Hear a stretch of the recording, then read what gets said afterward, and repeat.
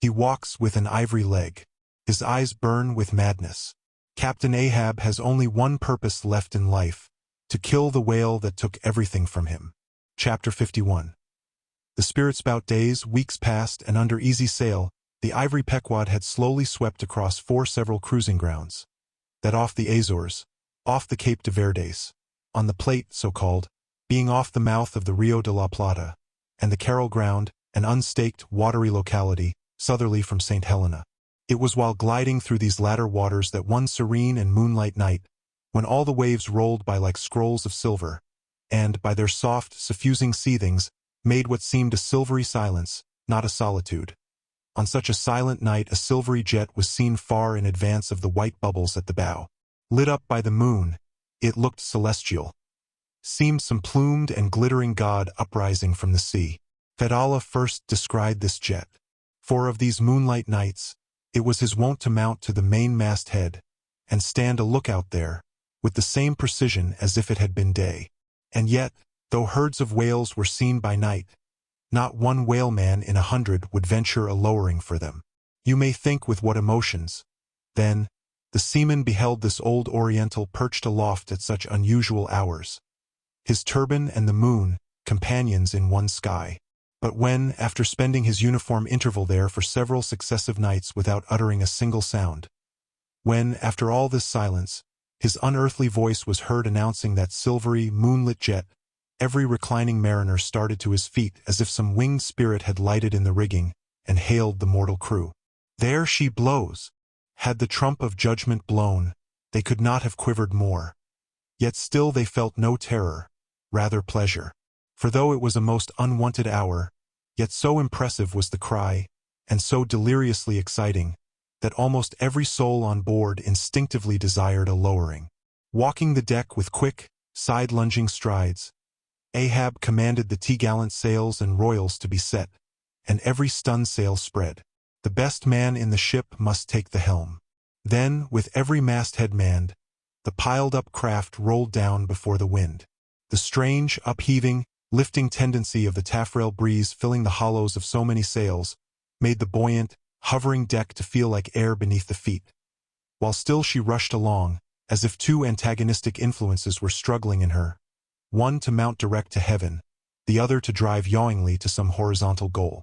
And had you watched Ahab's face that night, you would have thought that in him also 2 different things were warring. While his one live leg made lively echoes along the deck, every stroke of his dead limbs sounded like a coffin tap. On life and death this old man walked. But though the ship so swiftly sped, and though from every eye, like arrows, the eager glances shot, yet the silvery jet was no more seen that night. Every sailor swore he saw it once, but not a second time. This midnight spout had almost grown a forgotten thing, when, some days after, lo! At the same silent hour it was again announced. Again it was descried by all, but upon making sail to overtake it, once more it disappeared as if it had never been. And so it served us night after night, till no one heeded it but to wonder at it. Mysteriously jetted into the clear moonlight or starlight, as the case might be. Disappearing again for 1 whole day or 2 days or 3, and somehow seeming at every distinct repetition to be advancing still further and further in our van. This solitary jet seemed forever alluring us on.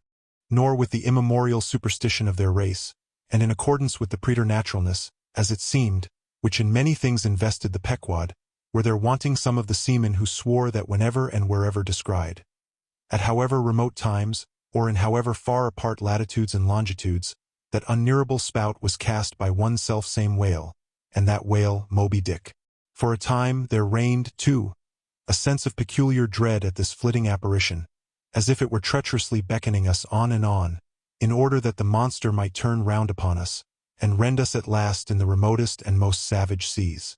These temporary apprehensions, so vague but so awful, derived a wondrous potency from the contrasting serenity of the weather, in which, beneath all its blue blandness, some thought there lurked a devilish charm, as for days and days we voyaged along, through seas so wearily, lonesomely mild, that all space, in repugnance to our vengeful errand, seemed vacating itself of life before our urn-like prow. But, at last, when turning to the eastward, the Cape winds began howling around us, and we rose and fell upon the long, troubled seas that are there. When the ivory-tusked Pequod sharply bowed to the blast, and gored the dark waves in her madness, till, like showers of silver chips, the foam flakes flew over her bulwarks. Then all this desolate vacuity of life went away, but gave place to sights more dismal than before. Close to our bows, strange forms in the water darted hither and thither before us, while thick in our rear flew the inscrutable sea ravens.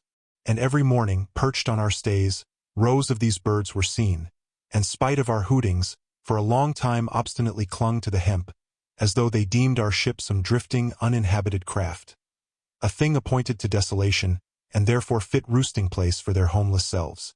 And heaved, still unrestingly heaved the black sea, as if its vast tides were a conscience, and the great mundane soul were in anguish and remorse for the long sin and suffering it had bred. Cape of Good Hope, do they call ye? Rather Cape Tormentoso, as called of yore. For long allured by the perfidious silences that before had attended us, we found ourselves launched into this tormented sea, where guilty beings transformed into those fowls and these fish, seemed condemned to swim on everlastingly without any haven in store, or beat that black air without any horizon. But calm, snow-white and unvarying, still directing its fountain of feathers to the sky, still beckoning us on from before, the solitary jet would at times be descried.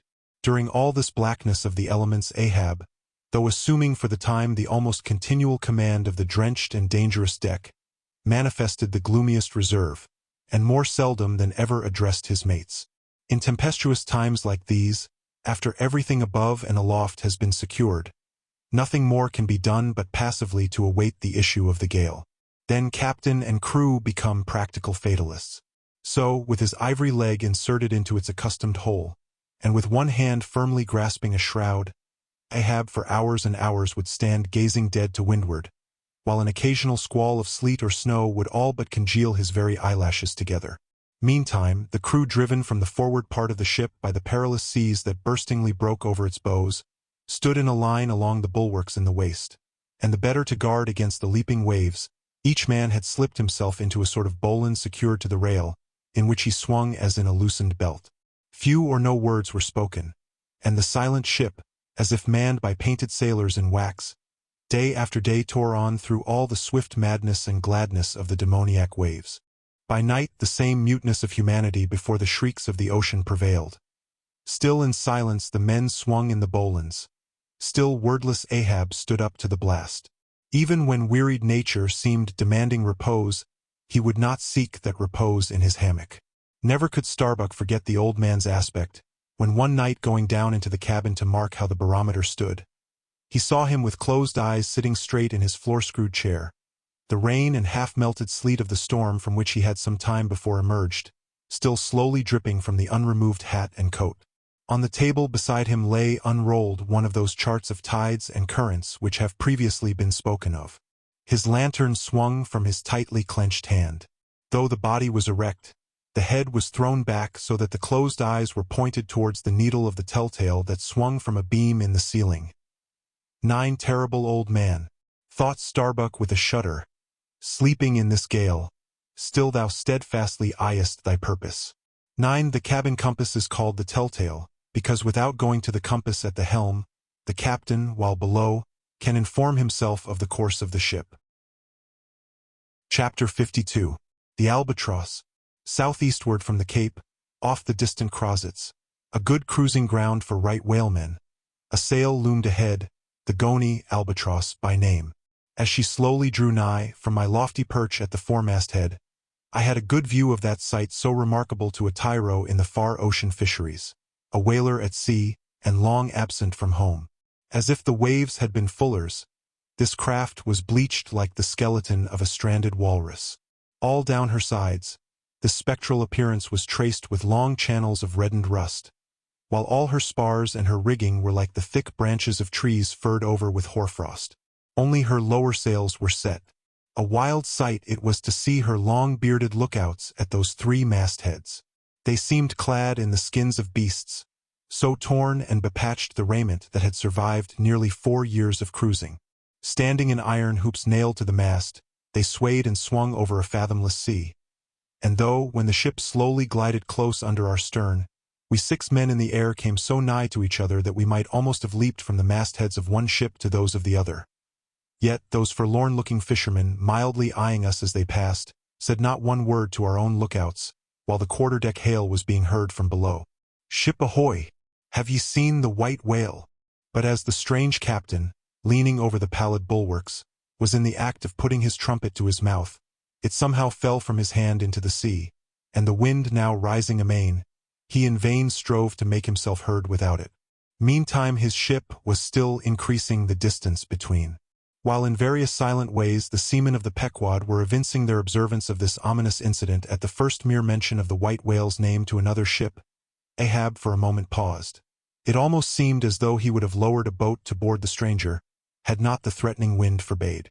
But taking advantage of his windward position, he again seized his trumpet, and knowing by her aspect that the stranger vessel was a Nantucketer and shortly bound home, he loudly hailed, "Ahoy there! This is the Pequod, bound round the world. Tell them to address all future letters to the Pacific Ocean. And this time 3 years, if I am not at home, tell them to address them to." At that moment the 2 wakes were fairly crossed, and instantly, then, in accordance with their singular ways, shoals of small harmless fish, that for some days before had been placidly swimming by our side, darted away with what seemed shuddering fins, and ranged themselves fore and aft with the stranger's flanks. Though in the course of his continual voyagings Ahab must often before have noticed a similar sight, yet to any monomaniac man, the various trifles capriciously carry meanings. "Swim away from me, do ye?" murmured Ahab, gazing over into the water. There seemed but little in the words, but the tone conveyed more of deep helpless sadness than the insane old man had ever before evinced. But turning to the steersman, who thus far had been holding the ship in the wind to diminish her headway, he cried out in his old lion voice, "Up helm! Keep her off round the world! Round the world!" There is much in that sound to inspire proud feelings. But whereto does all that circumnavigation conduct? Only through numberless perils to the very point whence we started, where those that we left behind secure were all the time before us. Were this world an endless plain, and by sailing eastward we could forever reach new distances, and discover sights more sweet and strange than any Cyclades or islands of King Solomon, then there were promise in the voyage. But in pursuit of those far mysteries we dream of, or in tormented chase of that demon phantom that, some time or other, swims before all human hearts, while chasing such over this round globe, they either lead us on in barren mazes or midway leave us whelmed. Chapter 53. The Gam. The ostensible reason why Ahab did not go on board of the whaler we had spoken was this: the wind and sea betokened storms. But even had this not been the case, he would not after all, perhaps, have boarded her, judging by his subsequent conduct on similar occasions, if so it had been that, by the process of hailing, he had obtained a negative answer to the question he put. For, as it eventually turned out, he cared not to consort, even for 5 minutes, with any stranger captain, except he could contribute some of that information he so absorbingly sought. But all this might remain inadequately estimated, were not something said here of the peculiar usages of whaling vessels when meeting each other in foreign seas, and especially on a common cruising ground. If 2 strangers crossing the Pine Barrens in New York State, or the equally desolate Salisbury Plain in England, if casually encountering each other in such inhospitable wilds, these twain, for the life of them, cannot well avoid a mutual salutation, and stopping for a moment to interchange the news, and perhaps sitting down for a while and resting in concert, then, how much more natural that upon the illimitable Pine Barrens and Salisbury Plains of the sea, 2 whaling vessels descrying each other at the ends of the earth, off lone Fanning's Island, or the far-away King's Mills. How much more natural, I say, that under such circumstances these ships should not only interchange hails, but come into still closer, more friendly and sociable contact. And especially would this seem to be a matter of course, in the case of vessels owned in one seaport, and whose captains, officers, and not a few of the men are personally known to each other, and consequently have all sorts of dear domestic things to talk about. For the long-absent ship, the outward bounder, perhaps, has letters on board. At any rate, she will be sure to let her have some papers of a date a year or 2 later than the last one on her blurred and thumb-worn files. And in return for that courtesy, The outward-bound ship would receive the latest whaling intelligence from the cruising ground to which she may be destined, a thing of the utmost importance to her. And in degree, all this will hold true concerning whaling vessels crossing each other's track on the cruising ground itself, even though they are equally long absent from home. For one of them may have received a transfer of letters from some third, and now far remote vessel, and some of those letters may be for the people of the ship she now meets. Besides, they would exchange the whaling news and have an agreeable chat. For not only would they meet with all the sympathies of sailors, but likewise with all the peculiar congenialities arising from a common pursuit and mutually shared privations and perils. Nor would difference of country make any very essential difference. That is, so long as both parties speak one language, as is the case with Americans and English. Though, to be sure, from the small number of English whalers, such meetings do not very often occur, and when they do occur there is too apt to be a sort of shyness between them. For your Englishman is rather reserved, and your Yankee, he does not fancy that sort of thing in anybody but himself. Besides, the English whalers sometimes affect a kind of metropolitan superiority over the American whalers, regarding the long, lean Nantucketer with his nondescript provincialisms as a sort of sea peasant. But where this superiority in the English whalemen does really consist, it would be hard to say, seeing that the Yankees in one day collectively kill more whales than all the English collectively in 10 years. But this is a harmless little foible in the English whale hunters, which the Nantucketer does not take much to heart. Probably because he knows that he has a few foibles himself. So, then, we see that of all ships separately sailing the sea, the whalers have most reason to be sociable, and they are so. Whereas, some merchant ships crossing each other's wake in the mid-Atlantic will oftentimes pass on without so much as a single word of recognition, mutually cutting each other on the high seas, like a brace of dandies in Broadway, and all the time indulging, perhaps, in finical criticism upon each other's rig. As for men of war, when they chance to meet at sea, they first go through such a string of silly bowings and scrapings, such a ducking of ensigns, that there does not seem to be much right-down hearty goodwill and brotherly love about it at all. As touching slave ships meeting, why, they are in such a prodigious hurry, they run away from each other as soon as possible. And as for pirates, when they chance to cross each other's crossbones, the first hail is, "How many skulls?" The same way that whalers hail, "How many barrels?" And that question once answered, pirates straightway steer apart, for they are infernal villains on both sides, and don't like to see overmuch of each other's villainous likenesses. But look at the godly, honest, unostentatious, hospitable, sociable, free and easy whaler. What does the whaler do when she meets another whaler in any sort of decent weather? She has a gam, a thing so utterly unknown to all other ships that they never heard of the name even, and if by chance they should hear of it, they only grin at it and repeat gamesome stuff about spooters and blubber boilers, and such like pretty exclamations. Why it is that all merchant seamen, and also all pirates and man-of-war's men, and slave-ship sailors, cherish such a scornful feeling towards whale ships. This is a question it would be hard to answer. Because, in the case of pirates, say, I should like to know whether that profession of theirs has any peculiar glory about it. It sometimes ends in uncommon elevation, indeed, but only at the gallows.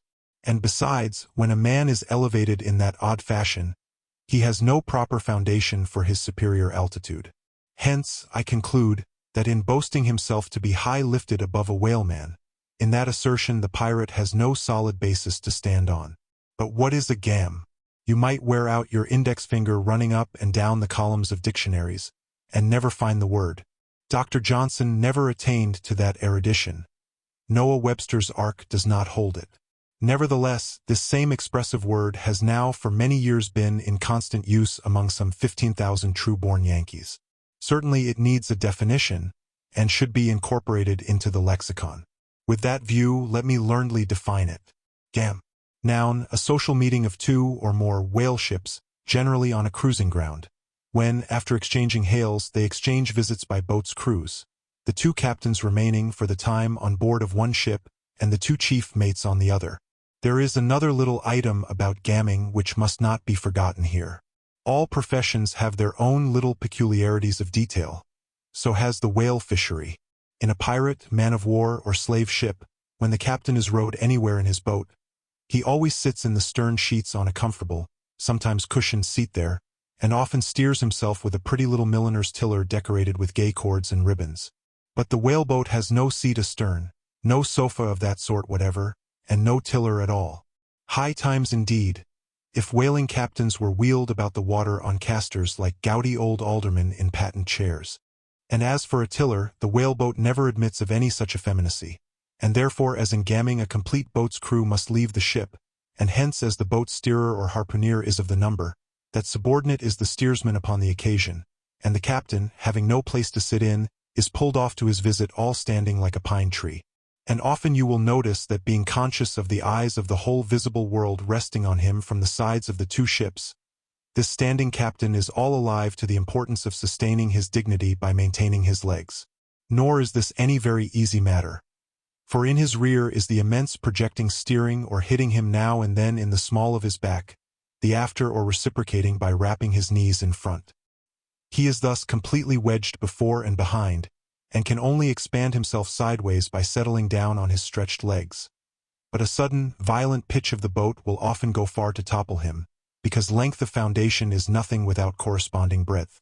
Merely make a spread angle of 2 poles, and you cannot stand them up.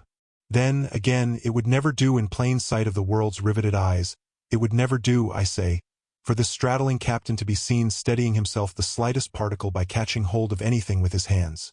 Indeed, as token of his entire, buoyant self-command, he generally carries his hands in his trousers pockets. But perhaps being generally very large, heavy hands, he carries them there for ballast. Nevertheless, there have occurred instances, well authenticated ones too, where the captain has been known for an uncommonly critical moment or two, in a sudden squall say, to seize hold of the nearest oarsman's hair, and hold on there like grim death. Chapter 54. The Town Ho's Story. As told at the Golden Inn. The Cape of Good Hope, and all the watery region round about there, is much like some noted four corners of a great highway, where you meet more travelers than in any other part. It was not very long after speaking the Goni that another homeward-bound whaleman, the Town Ho, 10 was encountered. She was manned almost wholly by Polynesians. In the short gam that ensued she gave us strong news of Moby-Dick. To some the general interest in the white whale was now wildly heightened by a circumstance of the Town Ho story, which seemed obscurely to involve with the whale a certain wondrous, inverted visitation of one of those so-called judgments of God which at times are said to overtake some men. This latter circumstance, with its own particular accompaniments, forming what may be called the secret part of the tragedy about to be narrated, never reached the ears of Captain Ahab or his mates. For that secret part of the story was unknown to the captain of the Town Ho himself. It was the private property of 3 Confederate white seamen of that ship, one of whom, it seems, communicated it to Tashtego with Romish injunctions of secrecy, but the following night Tashtego rambled in his sleep, and revealed so much of it in that way, that when he was wakened he could not well withhold the rest. Nevertheless, so potent an influence did this thing have on those seamen in the Pequod who came to the full knowledge of it, and by such a strange delicacy, to call it so, were they governed in this matter, that they kept the secret among themselves so that it never transpired abaft the Pequod's mainmast. Interweaving in its proper place this darker thread with the story as publicly narrated on the ship, the whole of this strange affair I now proceed to put on lasting record. 10. The ancient whale cry upon first sighting a whale from the masthead, still used by whalemen in hunting the famous Galapagos terrapin. For my humor's sake, I shall preserve the style in which I once narrated it at Lima, to a lounging circle of my Spanish friends, one Saint's Eve, smoking upon the thick gilt tiled piazza of the Golden Inn. Of those fine cavaliers, the young Dons, Pedro and Sebastian, were on the closer terms with me, and hence the interluding questions they occasionally put, and which are duly answered at the time. Some 2 years prior to my first learning the events which I am about rehearsing to you, gentlemen, the Town Ho, sperm whaler of Nantucket, was cruising in your Pacific here, not very many days' sail westward from the eaves of this good Golden Inn. She was somewhere to the northward of the line. One morning upon handling the pumps, according to daily usage, it was observed that she made more water in her hold than common. They supposed a swordfish had stabbed her, gentlemen. But the captain, having some unusual reason for believing that rare good luck awaited him in those latitudes, and therefore being very averse to quit them, and the leak not being then considered at all dangerous, though, indeed, they could not find it after searching the hold as low down as was possible in rather heavy weather. The ship still continued her cruisings, the mariners working at the pumps at wide and easy intervals. But no good luck came. More days went by, and not only was the leak yet undiscovered, but it sensibly increased. So much so, that now, taking some alarm, the captain, making all sail, stood away for the nearest harbor among the islands, there to have his hull hove out and repaired. Though no small passage was before her, yet, if the commonest chance favored, he did not at all fear that his ship would founder by the way, because his pumps were of the best, and being periodically relieved at them, those 36 men of his could easily keep the ship free, never mind if the leak should double on her. In truth, well nigh the whole of this passage being attended by very prosperous breezes, the town-ho had all but certainly arrived in perfect safety at her port without the occurrence of the least fatality. Had it not been for the brutal overbearing of Radney, the mate, a vineyarder, and the bitterly provoked vengeance of Steelkilt, a lakeman and desperado from Buffalo. Lakeman! Buffalo! Pray, what is a lakeman, and where is Buffalo? Said Don Sebastian, rising in his swinging mat of grass. On the eastern shore of our Lake Erie, Don. But, I crave your courtesy, may be you shall soon hear further of all that. Now, gentlemen, in square-sail brigs and three-masted ships, well nigh as large and stout as any that ever sailed out of your old Callao to far Manila. This lakeman, in the landlocked heart of our America, had yet been nurtured by all those agrarian freebooting impressions popularly connected with the open ocean. For in their interflowing aggregate, those grand freshwater seas of ours, Erie and Ontario and Huron and Superior and Michigan, possess an ocean-like expansiveness, with many of the ocean's noblest traits, with many of its rimmed varieties of races and of climes. They contain round archipelagos of romantic isles, even as the Polynesian waters do, in large part are shored by two great contrasting nations, as the Atlantic is. They furnish long maritime approaches to our numerous territorial colonies from the east, dotted all round their banks. Here and there are frowned upon by batteries, and by the goat-like craggy guns of lofty Mackinaw. They have heard the fleet thunderings of naval victories. At intervals, they yield their beaches to wild barbarians, whose red-painted faces flash from out their peltry wigwams. For leagues and leagues are flanked by ancient and unentered forests, where the gaunt pines stand like serried lines of kings in Gothic genealogies. Those same woods harboring wild Afric beasts of prey, and silken creatures whose exported furs give robes to Tartar emperors. They mirror the paved capitals of Buffalo and Cleveland, as well as Winnebago villages. They float alike the full-rigged merchant ship, the armed cruiser of the state, the steamer, and the beach canoe. They are swept by borean and dismasting blasts as direful as any that lash the salted wave. They know what shipwrecks are, for out of sight of land, however inland, they have drowned full many a midnight ship with all its shrieking crew.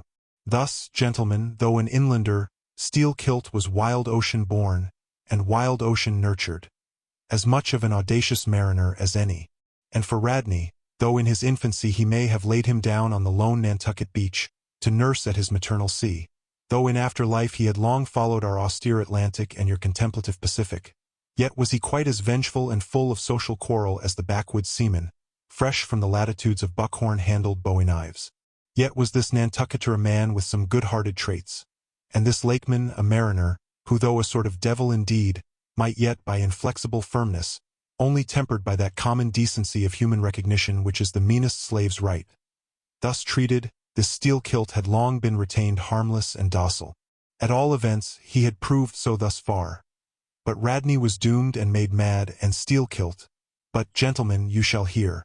It was not more than a day or two at the furthest after pointing her prow for her island haven, that the town-ho's leak seemed again increasing, but only so as to require an hour or more at the pumps every day.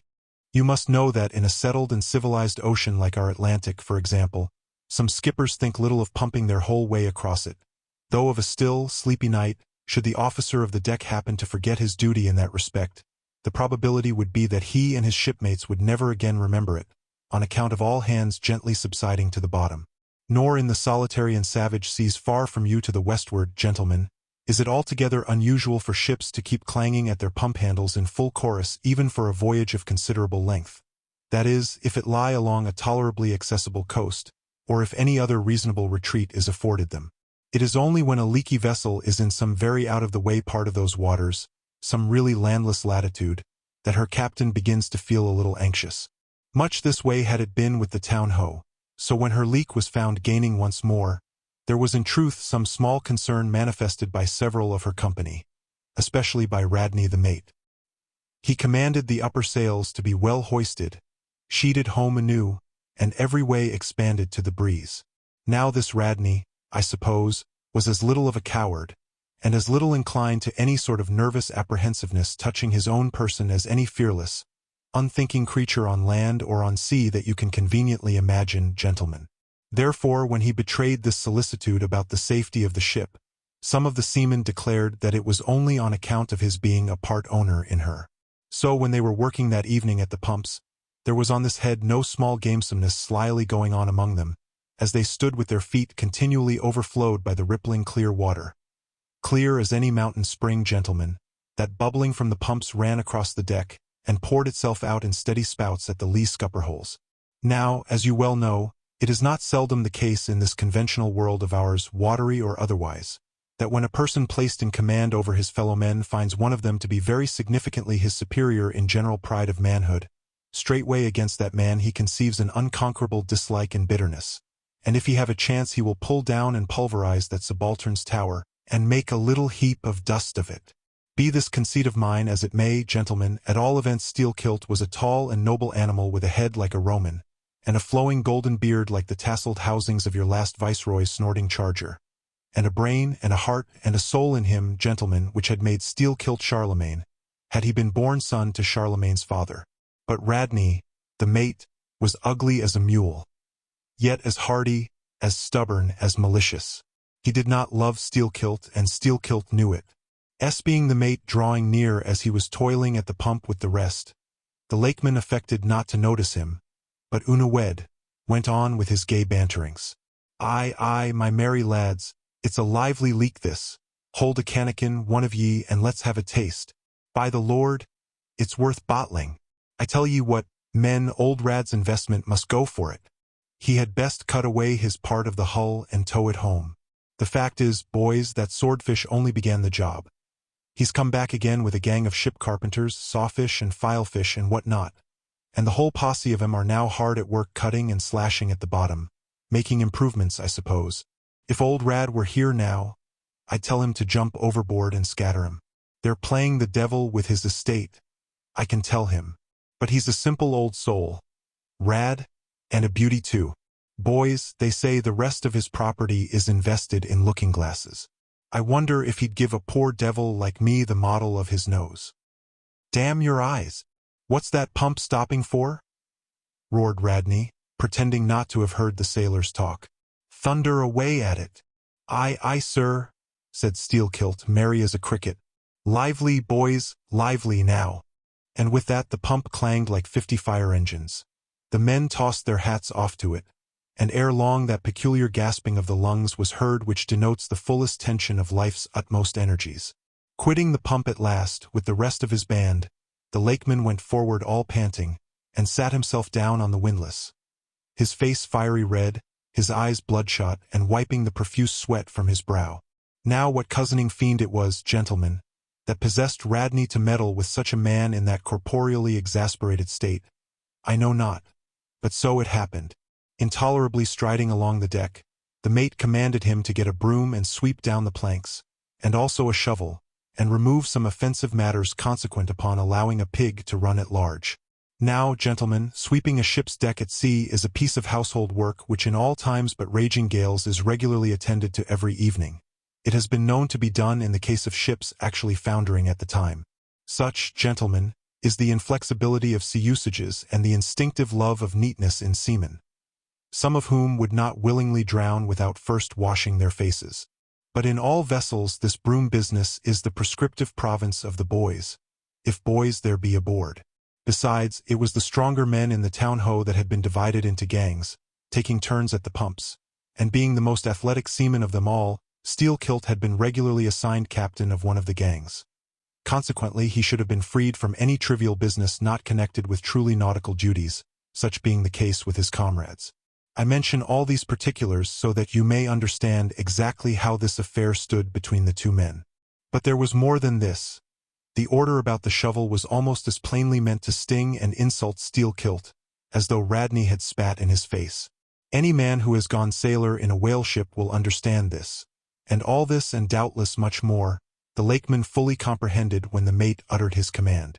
But as he sat still for a moment, and as he steadfastly looked into the mate's malignant eye and perceived the stacks of powder casks heaped up in him and the slow match silently burning along towards them, as he instinctively saw all this, that strange forbearance and unwillingness to stir up the deeper passionateness in any already ireful being, a repugnance most felt, when felt at all, by really valiant men even when aggrieved, this nameless phantom feeling, gentlemen, stole over Steelkilt.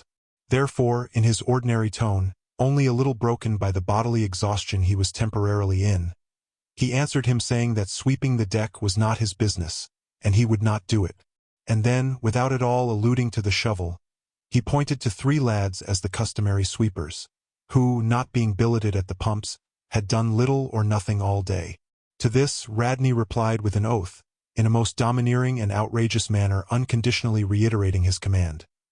Meanwhile advancing upon the still-seated lakeman, with an uplifted cooper's club hammer which he had snatched from a cask nearby. Heated and irritated as he was by his spasmodic toil at the pumps, for all his first nameless feeling of forbearance, the sweating Steelkilt could but ill brook this bearing in the mate. But somehow still smothering the conflagration within him, without speaking he remained doggedly rooted to his seat, till at last the incensed Radney shook the hammer within a few inches of his face, furiously commanding him to do his bidding. Steelkilt rose, and slowly retreating round the windlass, steadily followed by the mate with his menacing hammer, deliberately repeated his intention not to obey. Seeing, however, that his forbearance had not the slightest effect, by an awful and unspeakable intimation with his twisted hand he warned off the foolish and infatuated man. But it was to no purpose, and in this way the two went once slowly round the windlass, when, resolved at last no longer to retreat, bethinking him that he had now forborne as much as comported with his humor, the lakeman paused on the hatches and thus spoke to the officer. "Mr. Radney, I will not obey you. Take that hammer away or look to yourself." But the predestinated mate, coming still closer to him, where the lakeman stood fixed, now shook the heavy hammer within an inch of his teeth, meanwhile repeating a string of insufferable maledictions, retreating not the 1,000th part of an inch, stabbing him in the eye with the unflinching poniard of his glance. Steelkilt, clenching his right hand behind him and creepingly drawing it back, told his persecutor that if the hammer but grazed his cheek he, Steelkilt, would murder him. But, gentlemen, the fool had been branded for the slaughter by the gods. Immediately the hammer touched the cheek. The next instant the lower jaw of the mate was stove in his head. He fell on the hatch spouting blood like a whale. Ere the cry could go aft, Steelkilt was shaking one of the backstays leading far aloft to where 2 of his comrades were standing their mastheads. They were both canallers. "Canallers!" cried Don Pedro. "We have seen many whale ships in our harbors, but never heard of your canallers." "Pardon. Who and what are they?" "Canallers, Don, are the boatmen belonging to our Grand Erie Canal.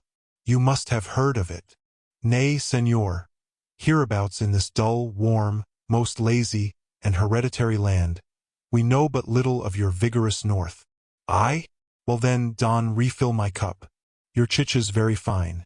And ere proceeding further I will tell ye what our canallers are, for such information may throw sidelight upon my story.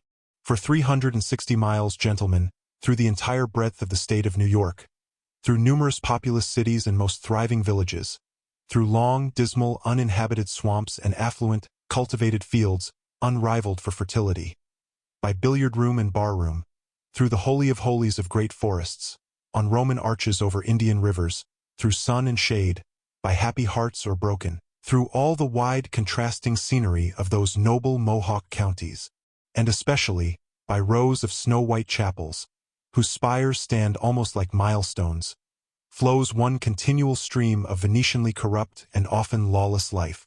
There's your true Ashanti, gentlemen. There howl your pagans, where you ever find them, next door to you, under the long-flung shadow and the snug patronizing lee of churches. For by some curious fatality, as it is often noted of your metropolitan freebooters that they ever encamp around the halls of justice, so sinners, gentlemen, most abound in holiest vicinities. "Is that a friar passing?" said Don Pedro, looking downwards into the crowded plaza with humorous concern. "Well, for our northern friend, Dame Isabella's Inquisition wanes in Lima," laughed Don Sebastian. "Proceed, senor." "A moment. Pardon," cried another of the company.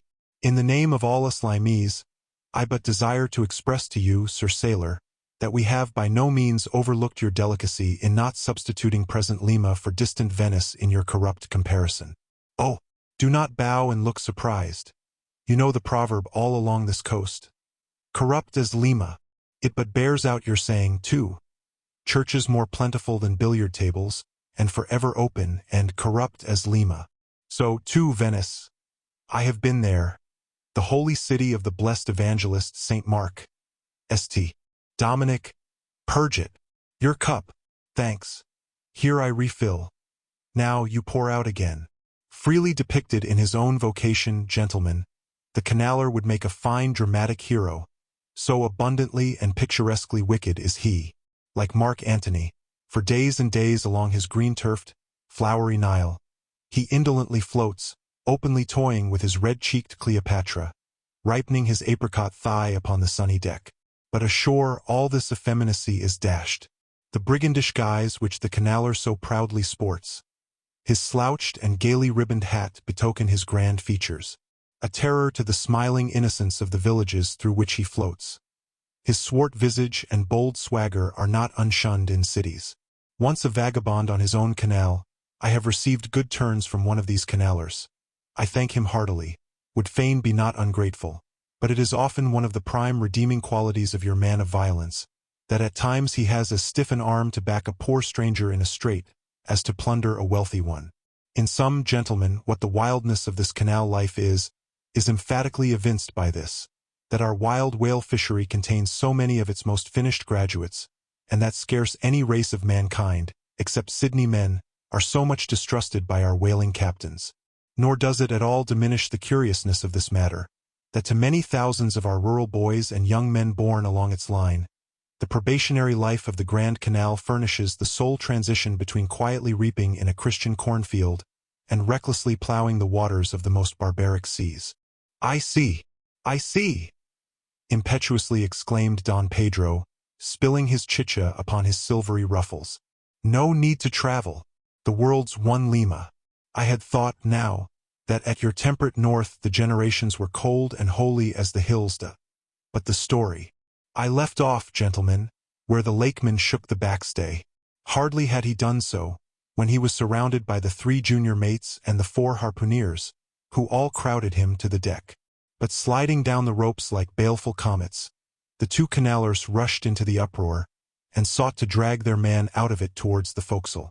Others of the sailors joined with them in this attempt, and a twisted turmoil ensued. While standing out of harm's way, the valiant captain danced up and down with a whale-pike, calling upon his officers to manhandle that atrocious scoundrel and smoke him along to the quarter-deck.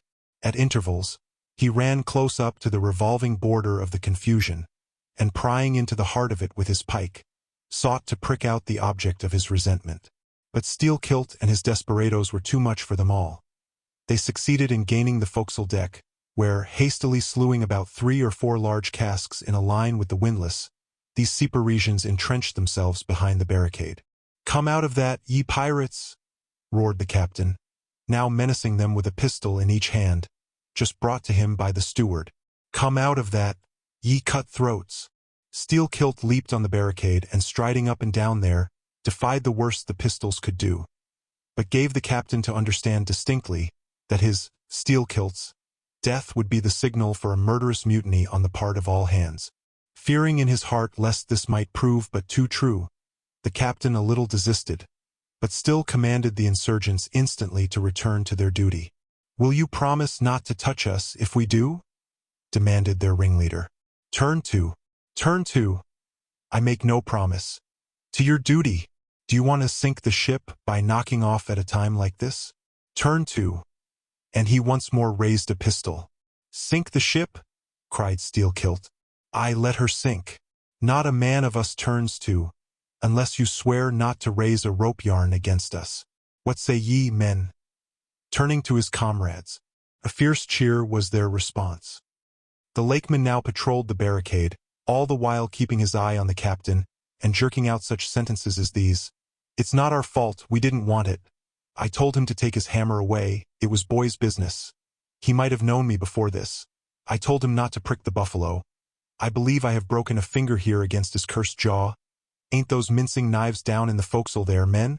Look to those handspikes, my hearties. Captain, by God, look to yourself. Say the word, don't be a fool. Forget it all. We are ready to turn to. Treat us decently and we're your men, but we won't be flogged. Turn to. I make no promises. Turn to, I say." "Look ye now," cried the lakeman, flinging out his arm towards him. "There are a few of us here, and I am one of them, who have shipped for the cruise D.C. Now, as you well know, sir, we can claim our discharge as soon as the anchor is down. So we don't want to row. It's not our interest, we want to be peaceable. We are ready to work, but we won't be flogged." "Turn to," roared the captain. Steel-Kilt glanced round him a moment, and then said, "I tell you what it is now, Captain, rather than kill ye and be hung for such a shabby rascal, we won't lift a hand against ye unless ye attack us. But till you say the word about not flogging us, we won't do a hand's turn. Down into the forecastle then, down with ye. I'll keep ye there till ye're sick of it. Down ye go." "Shall we?" cried the ringleader to his men. Most of them were against it. But at length, in obedience to Steel-Kilt, they preceded him down into their dark den, growlingly disappearing, like bears into a cave. As the lakeman's bare head was just level with the planks, the captain and his posse leaped the barricade, and rapidly drawing over the slide of the scuttle, planted their group of hands upon it, and loudly called for the steward to bring the heavy brass padlock belonging to the companionway. Then, opening the slide a little, the captain whispered something down the crack, closed it, and turned the key upon them. 10 in number, leaving on deck some 20 or more who thus far had remained neutral. All night a wide-awake watch was kept by all the officers, forward and aft, especially about the forecastle scuttle and fore hatchway, at which last place it was feared the insurgents might emerge, after breaking through the bulkhead below. But the hours of darkness passed in peace. The men who still remained at their duty toiling hard at the pumps, whose clinking and clanking at intervals through the dreary night dismally resounded through the ship. At sunrise the captain went forward, and knocking on the deck, summoned the prisoners to work. But with a yell they refused. Water was then lowered down to them, and a couple of handfuls of biscuit were tossed after it. When again turning the key upon them and pocketing it, the captain returned to the quarter-deck. Twice every day for 3 days this was repeated. But on the 4th morning a confused wrangling, and then a scuffling was heard, as the customary summons was delivered. And suddenly 4 men burst up from the forecastle, saying they were ready to turn to.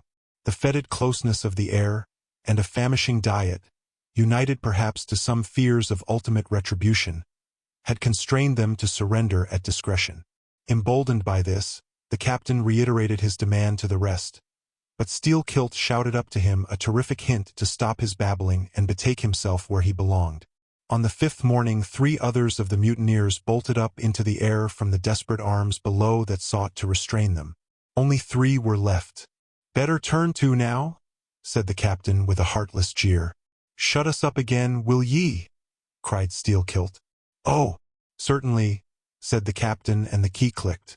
It was at this point, gentlemen, that enraged by the defection of 7 of his former associates, and stung by the mocking voice that had last hailed him, and maddened by his long entombment in a place as black as the bowels of despair, it was then that Steel-Kilt proposed to the 2 canallers, thus far apparently of one mind with him, to burst out of their hole at the next summoning of the garrison, and armed with their keen mincing knives, long, crescentic, heavy implements with a handle at each end, run amuck from the bowsprit to the taffrail, and if by any devilishness of desperation possible, seize the ship.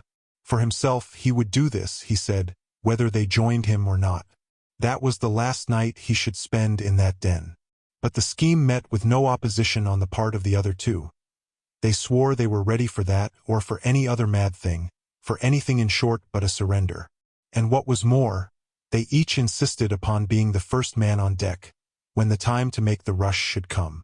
But to this their leader as fiercely objected, reserving that priority for himself, particularly as his 2 comrades would not yield, the one to the other, in the matter, and both of them could not be first, for the latter would but admit one man at a time.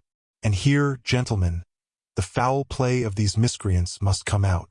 Upon hearing the frantic project of their leader, each in his own separate soul had suddenly lighted, it would seem, upon the same piece of treachery, namely, to be foremost in breaking out, in order to be the first of the 3, though the last of the 10, to surrender, and thereby secure whatever small chance of pardon such conduct might merit.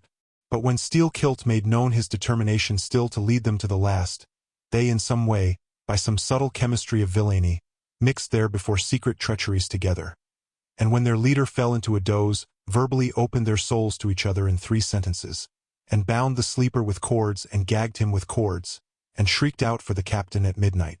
Thinking murder at hand, and smelling in the dark for the blood, he and all his armed mates and harpooneers rushed for the forecastle. In a few minutes the scuttle was opened, and, bound hand and foot, the still struggling ringleader was shoved up into the air by his perfidious allies, who at once claimed the honor of securing a man who had been fully ripe for murder. But all these were collared, and dragged along the deck like dead cattle, and side by side were seized up into the mizzen rigging, like 3 quarters of meat, and there they hung till morning. "Damn ye!" cried the captain, pacing to and fro before them. "The vultures would not touch ye villains." At sunrise he summoned all hands, and separating those who had rebelled from those who had taken no part in the mutiny, he told the former that he had a good mind to flog them all round. Thought, upon the whole, he would do so. He ought to, justice demanded it, but for the present, considering their timely surrender, he would let them go with a reprimand, which he accordingly administered in the vernacular. "But as for you, ye carrion rogues," turning to the 3 men in the rigging, "for you, I mean to mince ye up for the trypots." And seizing a rope, he applied it with all his might to the backs of the 2 traitors, till they yelled no more, but lifelessly hung their heads sideways, as the 2 crucified thieves are drawn. "My wrist is sprained with ye," he cried at last. "But there is still rope enough left for you, my fine bantam, that wouldn't give up. Take that gag from his mouth, and let us hear what he can say for himself." For a moment the exhausted mutineer made a tremulous motion of his cramped jaws, and then painfully twisting round his head, said in a sort of hiss, "What I say is this, and mind it well, if you flog me, I murder you. Say ye so? Then see how ye frighten me." And the captain drew off with the rope to strike. "Best not," hissed the lakeman. "But I must." And the rope was once more drawn back for the stroke. Steelkilt here hissed out something, inaudible to all but the captain, who, to the amazement of all hands, started back, paced the deck rapidly 2 or 3 times, and then suddenly throwing down his rope said, "I won't do it. Let him go. Cut him down, d'ye hear?"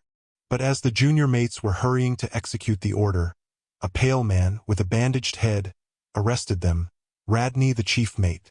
Ever since the blow he had lain in his berth. But that morning, hearing the tumult on the deck, he had crept out, and thus far had watched the whole scene. Such was the state of his mouth, that he could hardly speak.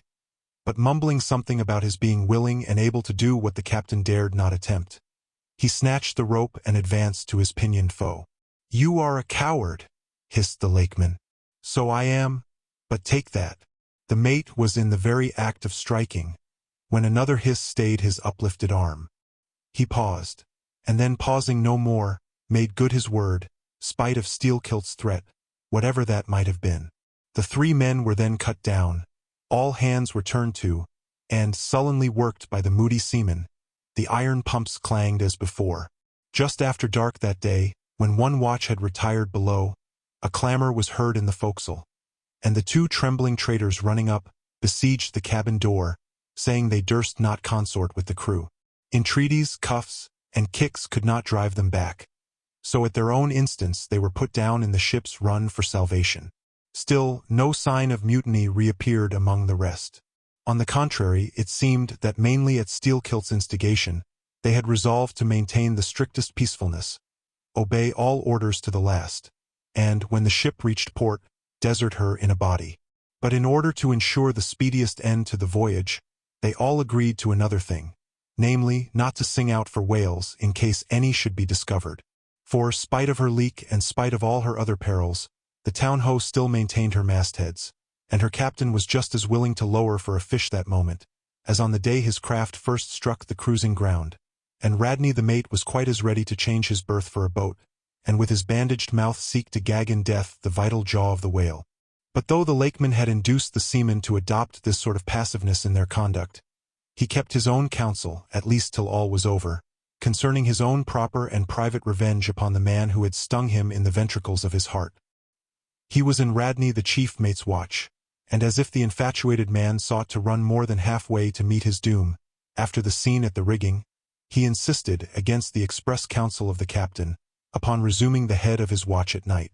Upon this, and one or two other circumstances, Steelkilt systematically built the plan of his revenge.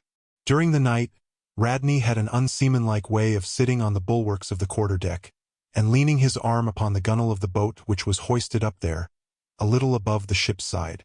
In this attitude, it was well known, he sometimes dozed. There was a considerable vacancy between the boat and the ship, and down between this was the sea. Steelkilt calculated his time, and found that his next trick at the helm would come round at 2 o'clock, in the morning of the third day from that in which he had been betrayed.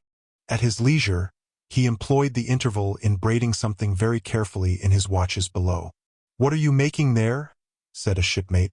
"What do you think? What does it look like?" "Like a lanyard for your bag. But it's an odd one, seems to me." "Yes, rather oddish," said the lakeman, holding it at arm's length before him. "But I think it will answer." "Shipmate, I haven't enough twine." "Have you any?" But there was none in the forecastle. "Then I must get some from old Rad." And he rose to go aft. "You don't mean to go a-begging to him?" said a sailor. "Why not? Do you think he won't do me a turn when it's to help himself in the end, shipmate?" And going to the mate, he looked at him quietly, and asked him for some twine to mend his hammock. It was given him. Neither twine nor lanyard were seen again. But the next night an iron ball, closely netted, partly rolled from the pocket of the lakeman's monkey jacket, as he was tucking the coat into his hammock for a pillow. 24 hours after, his trick at the silent helm. Nigh to the man who was apt to doze over the grave always ready dug to the seaman's hand. That fatal hour was then to come, and in the foreordaining soul of Steelkilt, the mate was already stark and stretched as a corpse, with his forehead crushed in. But, gentlemen, a fool saved the would-be murderer from the bloody deed he had planned. Yet complete revenge he had, and without being the avenger. For by a mysterious fatality, heaven itself seemed to step in to take out of his hands into its own the damning thing he would have done. It was just between daybreak and sunrise of the morning of the second day, when they were washing down the decks, that a stupid Tenerife man, drawing water in the main chains, all at once shouted out, "There she rolls! There she rolls! Jesu, what a whale!" It was Moby-Dick. "Moby-Dick!" cried Don Sebastian. "Street Point Dominic, Sir Sailor. But do whales have christenings? Whom call you Moby-Dick? A very white, and famous, and most deadly immortal monster, Don. But that would be too long a story." "How? How?" cried all the young Spaniards, crowding. "Nay, Dons, nay, nay. I cannot rehearse that now. Let me get more into the air, sirs." "The chicha! The chicha!" cried Don Pedro. "Our vigorous friend looks faint. Fill up his empty glass." "No need, gentlemen. One moment and I proceed it now, gentlemen." So suddenly perceiving the snowy whale within 50 yards of the ship, forgetful of the compact among the crew, in the excitement of the moment, the Tenerife man had instinctively and involuntarily lifted his voice for the monster, though for some little time past it had been plainly beheld from the 3 sullen mastheads. All was now a frenzy. "The white whale, the white whale!"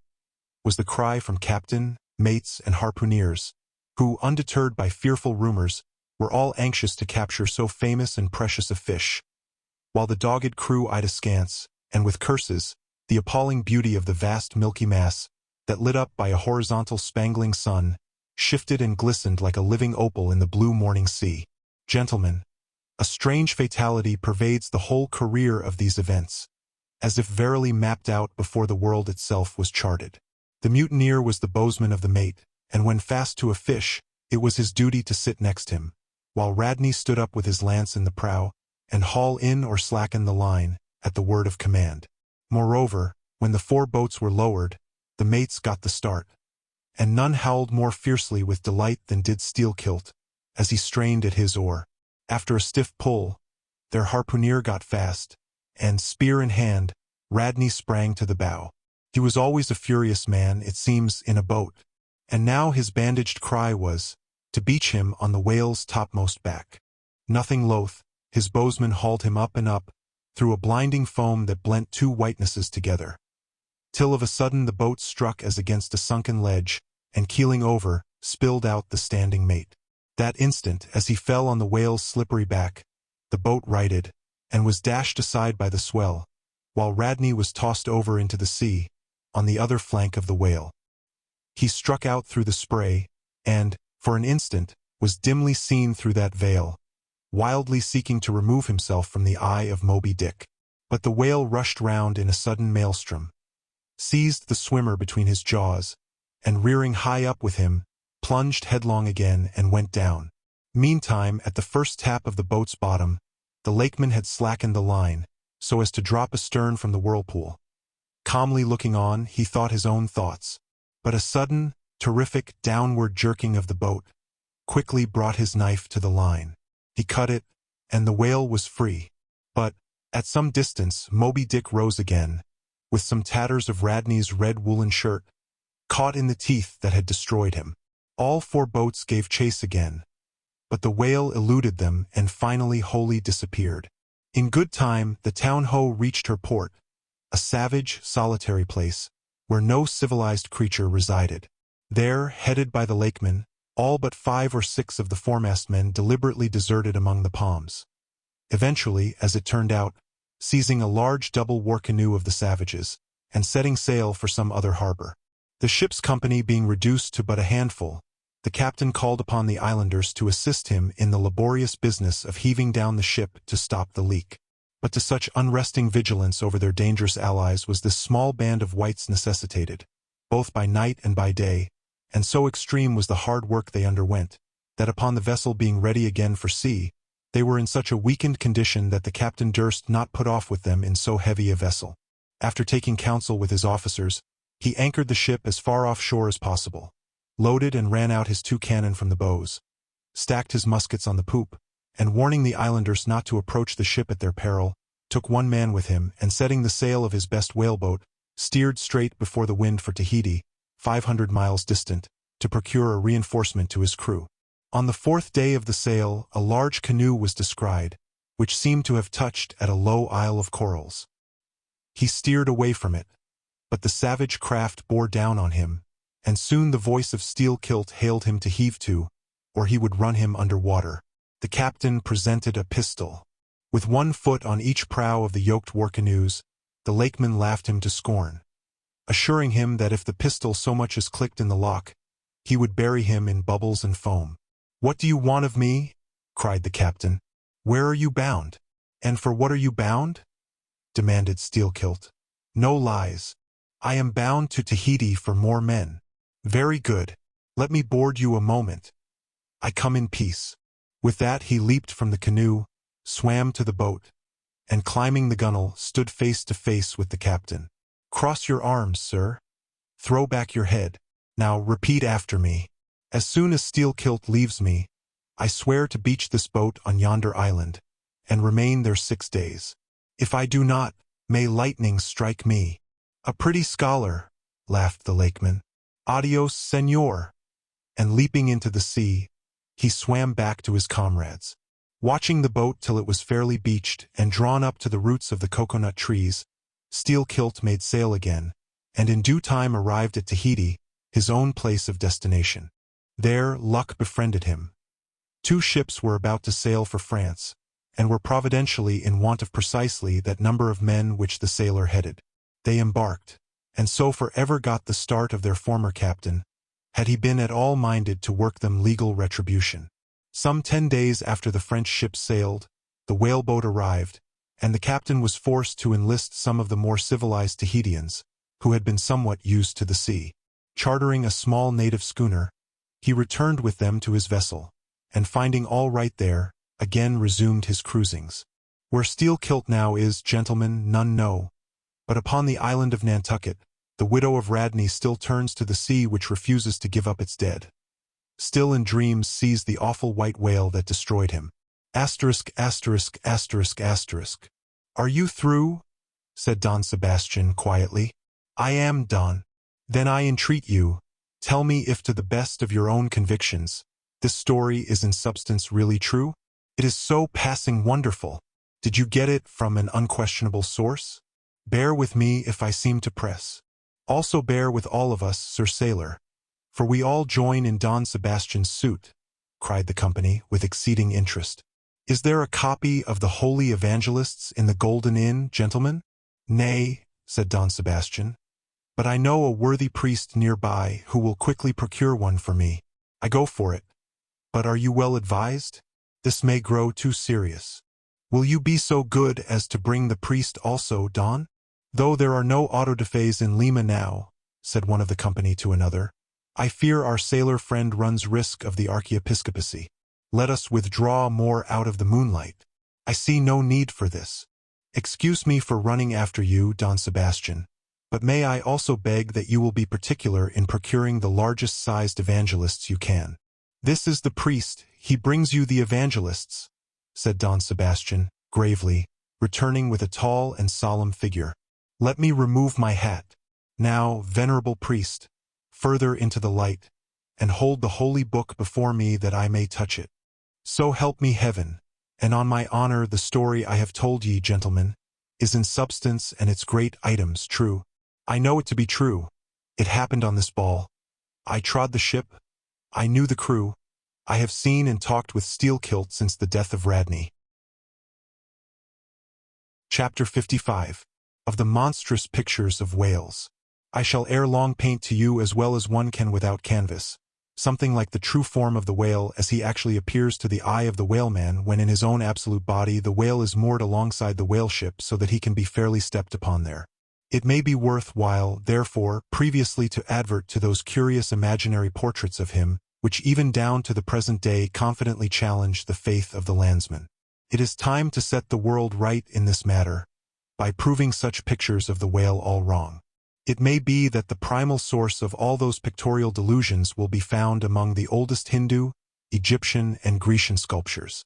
For ever since those inventive but unscrupulous times when on the marble panelings of temples, the pedestals of statues, and on shields, medallions, cups, and coins, the dolphin was drawn in scales of chain armor like Saladin's, and a helmeted head like St. George's.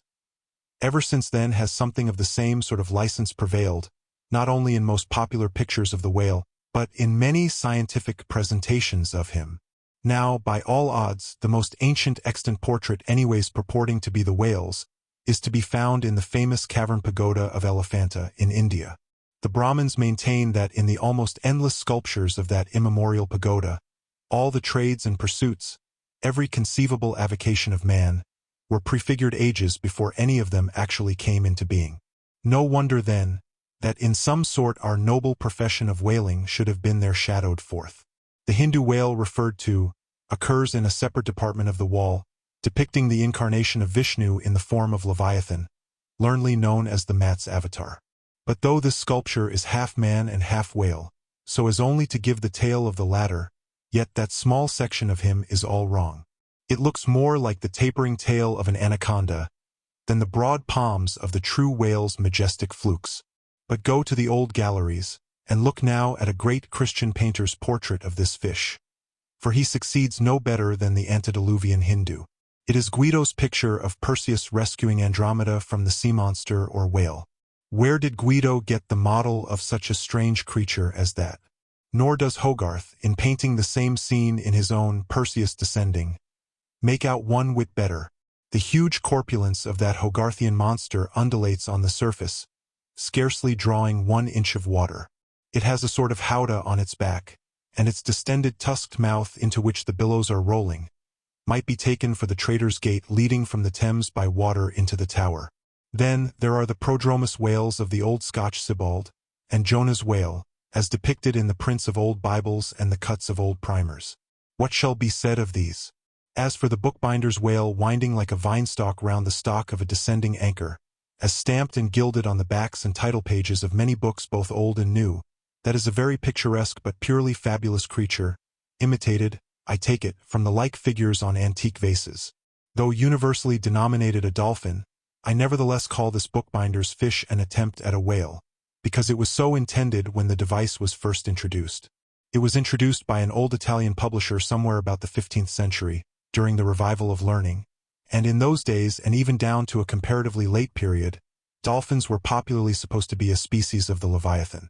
In the vignettes and other embellishments of some ancient books you will at times meet with very curious touches at the whale, where all manner of spouts, jets d'eau, hot springs and cold, Saratoga and Baden-Baden, come bubbling up from his unexhausted brain.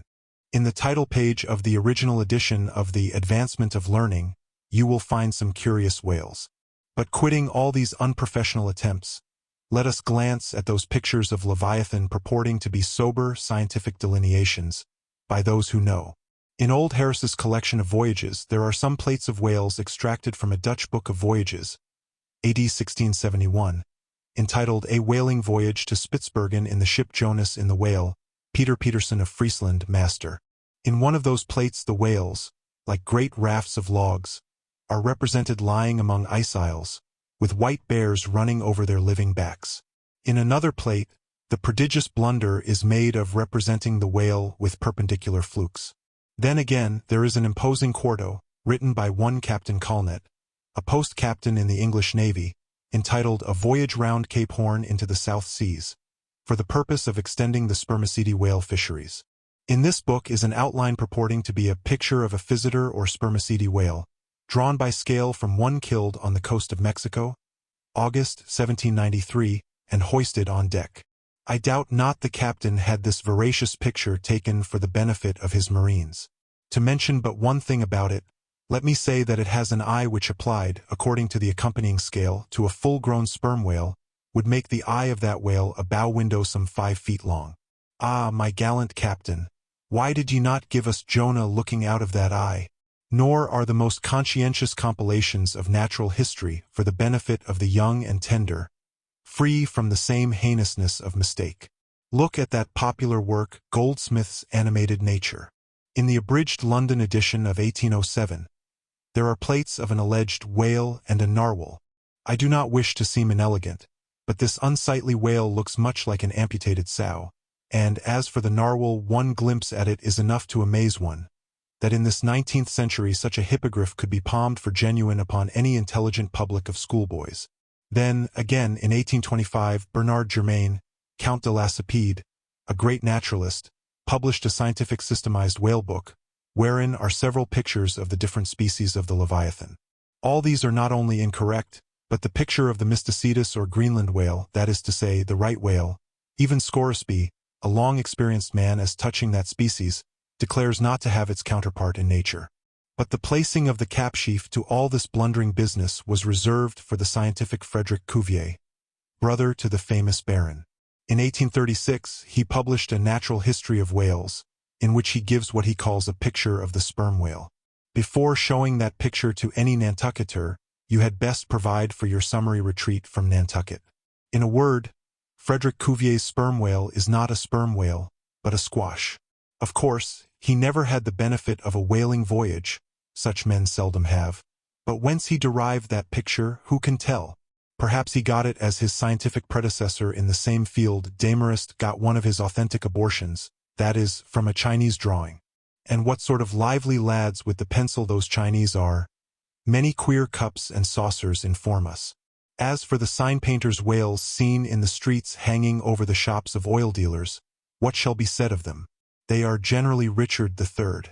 Whales with dromedary humps and very savage, breakfasting on 3 or 4 sailor tarts, that is whaleboats full of mariners, their deformities floundering in seas of blood and blue paint. But these manifold mistakes in depicting the whale are not so very surprising after all. Consider, most of the scientific drawings have been taken from the stranded fish, and these are about as correct as a drawing of a wrecked ship with broken back would correctly represent the noble animal itself in all its undashed pride of hull and spars. Though elephants have stood for their full lengths, the living Leviathan has never yet fairly floated himself for his portrait. The living whale, in his full majesty and significance, is only to be seen at sea in unfathomable waters, and afloat the vast bulk of him is out of sight, like a launched line of battle ship, and out of that element it is a thing eternally impossible for mortal man to hoist him bodily into the air, so as to preserve all his mighty swells and undulations. And not to speak of the highly presumable difference of contour between a young sucking whale and a full-grown Platonian leviathan. Yet, even in the case of one of those young sucking whales hoisted to a ship's deck, such is then the outlandish, eel-like, limbered, varying shape of him, that his precise expression the devil himself could not catch. But it may be fancied that from the naked skeleton of the stranded whale, accurate hints may be derived touching his true form. Not at all. For it is one of the more curious things about this Leviathan, that his skeleton gives very little idea of his general shape. Though Jeremy Bentham's skeleton, which hangs for candelabra in the library of one of his executors, correctly conveys the idea of a burly-browed utilitarian old gentleman, with all Jeremy's other leading personal characteristics, yet nothing of this kind could be inferred from any Leviathan's articulated bones. In fact, as the great Hunter says, the mere skeleton of the whale bears the same relation to the fully invested and padded animal as the insect does to the chrysalis that so roundingly envelopes it. This peculiarity is strikingly evinced in the head, as in some part of this book will be incidentally shown. It is also very curiously displayed in the side fin, the bones of which almost exactly answer to the bones of the human hand, minus only the thumb. This fin has 4 regular bone fingers, the index, middle, ring, and little finger.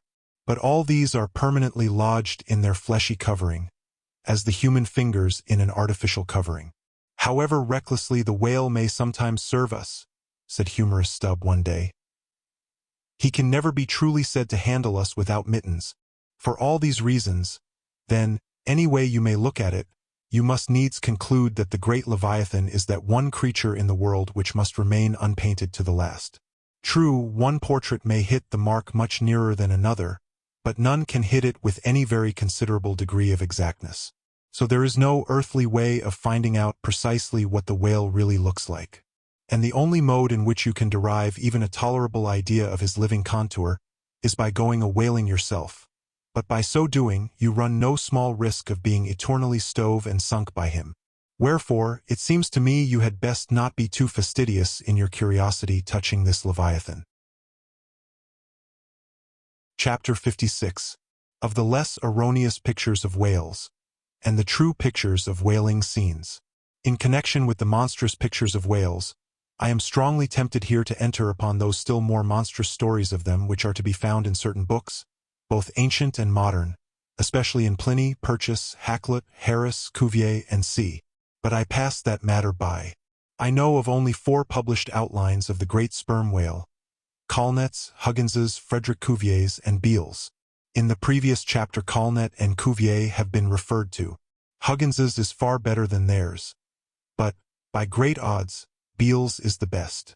All Beale's drawings of this whale are good, excepting the middle figure in the picture of 3 whales in various attitudes, capping his 2nd chapter. His frontispiece, boats attacking sperm whales, though no doubt calculated to excite the civil skepticism of some parlor men, is admirably correct and lifelike in its general effect. Some of the sperm whale drawings in J. Ross Brown are pretty correct in contour, but they are wretchedly engraved. That is not his fault, though. Of the right whale, the best outline pictures are in Scoresby, but they are drawn on too small a scale to convey a desirable impression. He has but one picture of whaling scenes, and this is a sad deficiency, because it is by such pictures only, when at all well done, that you can derive anything like a truthful idea of the living whale as seen by his living hunters. But, taken for all in all, by far the finest, though in some details not the most correct, presentations of whales and whaling scenes to be anywhere found, are 2 large French engravings, well executed and taken from paintings by one Garnery. Respectively, they represent attacks on the sperm and right whale. In the first engraving, a noble sperm whale is depicted in full majesty of might, just risen beneath the boat from the profundities of the ocean, and bearing high in the air upon his back the terrific wreck of the stoven planks. The prow of the boat is partially unbroken, and is drawn just balancing upon the monster's spine, and standing in that prow, for that one single incomputable flash of time, you behold an oarsman, half shrouded by the incensed boiling spout of the whale, and in the act of leaping, as if from a precipice. The action of the whole thing is wonderfully good and true. The half-emptied line-tub floats on the whitened sea. The wooden poles of the spilled harpoons obliquely bob in it, The heads of the swimming crew are scattered about the whale in contrasting expressions of affright, while in the black stormy distance the ship is bearing down upon the scene. Serious fault might be found with the anatomical details of this whale, but let that pass, since, for the life of me, I could not draw so good a one. In the second engraving, the boat is in the act of drawing alongside the barnacled flank of a large running right whale that rolls his black weedy bulk in the sea like some mossy rockslide from the Patagonian cliffs. His jets are erect, full and black like soot, so that from so abounding a smoke in the chimney, you would think there must be a brave supper cooking in the great bowels below. Seafowls are pecking at the small crabs, shellfish, and other sea candies and macaroni, which the right whale sometimes carries on his pestilent back. And all the while the thick-lipped leviathan is rushing through the deep, leaving tons of tumultuous white curds in his wake, and causing the slight boat to rock in the swells like a skiff caught nigh the paddle wheels of an ocean steamer. Thus, the foreground is all raging commotion.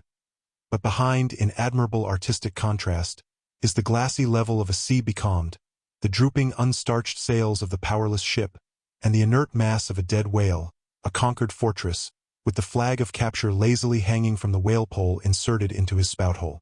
Who Garnery the painter is or was, I know not, but my life for it he was either practically conversant with his subject, or else marvelously tutored by some experienced whaleman. The French are the lads for painting action. Go and gaze upon all the paintings in Europe, and where will you find such a gallery of living and breathing commotion on canvas, as in that triumphal hall at Versailles, where the beholder fights his way, pell-mell, through the consecutive great battles of France, where every sword seems a flash of the northern lights, and the successive armed kings and emperors dash by, like a charge of crowned centaurs? Not wholly unworthy of a place in that gallery are these sea battle-pieces of Garnery. The natural aptitude of the French for seizing the picturesqueness of things seems to be peculiarly evinced in what paintings and engravings they have of their whaling scenes. With not 1/10 of England's experience in the fishery, and not the 1,000th part of that of the Americans, they have nevertheless furnished both nations with the only finished sketches at all capable of conveying the real spirit of the whale hunt. For the most part, the English and American whale draftsmen seem entirely content with presenting the mechanical outline of things, such as the vacant profile of the whale, which, so far as picturesqueness of effect is concerned, is about tantamount to sketching the profile of a pyramid. Even Scoresby, the justly renowned right whaleman, after giving us a stiff full length of the Greenland whale, and 3 or 4 delicate miniatures of narwhals and porpoises, treats us to a series of classical engravings of boat hooks, chopping knives, and grapnels, and with the microscopic diligence of a Leeuwenhoek submits to the inspection of a shivering world 96 FSC similes of magnified Arctic snow crystals. I mean no disparagement to the excellent voyager, I honor him for a veteran. But in so important a matter it was certainly an oversight not to have procured for every crystal a sworn affidavit taken before a Greenland justice of the peace. In addition to those fine engravings from Garnery, there are 2 other French engravings worthy of note, by someone who subscribes himself H. Durand. One of them, though not precisely adapted to our present purpose, nevertheless deserves mention on other accounts. It is a quiet noon scene among the isles of the Pacific, a French whaler anchored inshore in a calm and lazily taking water on board, the loosened sails of the ship, and the long leaves of the palms in the background, both drooping together in the breezeless air. The effect is very fine, when considered with reference to its presenting the hardy fishermen under one of their few aspects of oriental repose. The other engraving is quite a different affair. The ship hove to upon the open sea, and in the very heart of the leviathanic life, with a right whale alongside. The vessel, in the act of cutting in, hove over to the monster as if to a quay, and a boat, hurriedly pushing off from this scene of activity, is about giving chase to whales in the distance. The harpoons and lances lie leveled for use. 3 oarsmen are just setting the mast in its hole, while from a sudden roll of the sea, the little craft stands half erect out of the water, like a rearing horse. From the ship, the smoke of the torments of the boiling whale is going up like the smoke over a village of smithies. And to windward, a black cloud, rising up with earnest of squalls and rains, seems to quicken the activity of the excited seamen. Chapter 57. Of whales in paint, in teeth, in wood, in sheet iron, in stone, in mountains, in stars. On Tower Hill, as you go down to the London docks, You may have seen a crippled beggar or kedger, as the sailors say, holding a painted board before him, representing the tragic scene in which he lost his leg. There are 3 whales and 3 boats, and one of the boats, presumed to contain the missing leg in all its original integrity, is being crunched by the jaws of the foremost whale. Any time these 10 years, they tell me, has that man held up that picture and exhibited that stump to an incredulous world. But the time of his justification has now come. His 3 whales are as good whales as were ever published in Wapping, at any rate, and his stump as unquestionable a stump as any you will find in the western clearings. But, though forever mounted on that stump, never a stump speech does the poor whaleman make, but, with downcast eyes, stands ruefully contemplating his own amputation. Throughout the Pacific, and also in Nantucket and New Bedford and Sag Harbor, you will come across lively sketches of whales and whaling scenes, graven by the fishermen themselves on sperm whale teeth, or ladies' busks wrought out of the right whalebone, and other like scrimshander articles, as the whalemen call the numerous little ingenious contrivances they elaborately carve out of the rough material, in their hours of ocean leisure. Some of them have little boxes of dentistical-looking implements, specially intended for the scrimshandering business. But, in general, they toil with their jackknives alone, and, with that almost omnipotent tool of the sailor, they will turn you out anything you please, in the way of a mariner's fancy. Long exile from Christendom and civilization inevitably restores a man to that condition in which God placed him, i.e., what is called savagery. Your true whale hunter is as much a savage as an Iroquois. I myself am a savage, owning no allegiance but to the king of the cannibals, and ready at any moment to rebel against him. Now, one of the peculiar characteristics of the savage in his domestic hours is his wonderful patience of industry. An ancient Hawaiian war club or spear paddle, in its full multiplicity and elaboration of carving, is as great a trophy of human perseverance as a Latin lexicon. For, with but a bit of broken seashell or a shark's tooth, that miraculous intricacy of wooden network has been achieved, and it has cost steady years of steady application. As with the Hawaiian savage, so with the white sailor savage. With the same marvelous patience, and with the same single shark's tooth of his one poor jackknife, he will carve you a bit of bone sculpture, not quite as workmanlike, but as close-packed in its maziness of design, as the Greek savage Achilles' shield, and full of barbaric spirit and suggestiveness, as the prints of that fine old Dutch savage Albert Dürer. Wooden whales, or whales cut in profile out of the small dark slabs of the noble South Sea warwood, are frequently met with in the forecastles of American whalers. Some of them are done with much accuracy. At some old gable-roofed country houses you will see brass whales hung by the tail for knockers to the roadside door.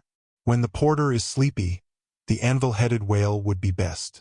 But these knocking whales are seldom remarkable as faithful essays. On the spires of some old-fashioned churches you will see sheet-iron whales placed there for weathercocks. But they are so elevated, and besides that are to all intents and purposes so labeled with hands off, you cannot examine them closely enough to decide upon their merit.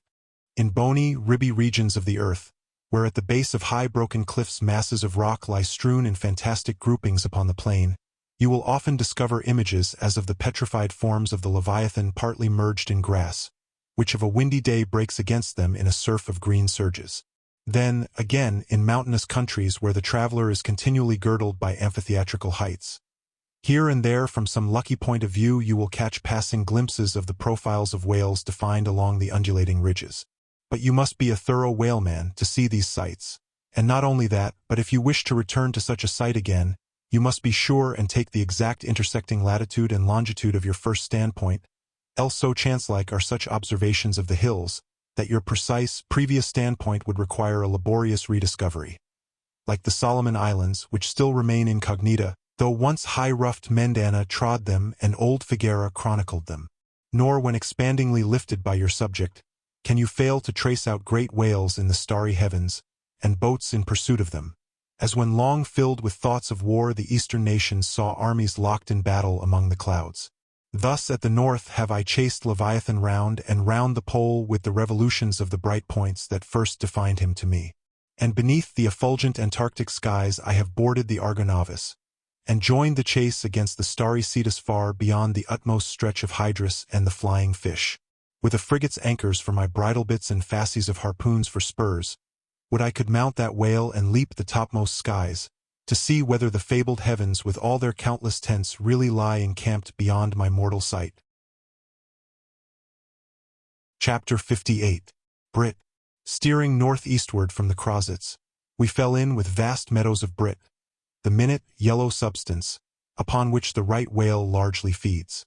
For leagues and leagues it undulated round us, so that we seemed to be sailing through boundless fields of ripe and golden wheat. On the second day, numbers of right whales were seen, who, secure from the attack of a sperm whaler like the Pequod, with open jaws sluggishly swam through the brit, which, adhering to the fringing fibers of that wondrous Venetian blind in their mouths, was in that manner separated from the water that escaped at the lip. As morning mowers, who side by side slowly and seethingly advanced their scythes through the long wet grass of marshy meads. Even so these monsters swam, making a strange, grassy, cutting sound, and leaving behind them endless swaths of blue upon the yellow sea. 11.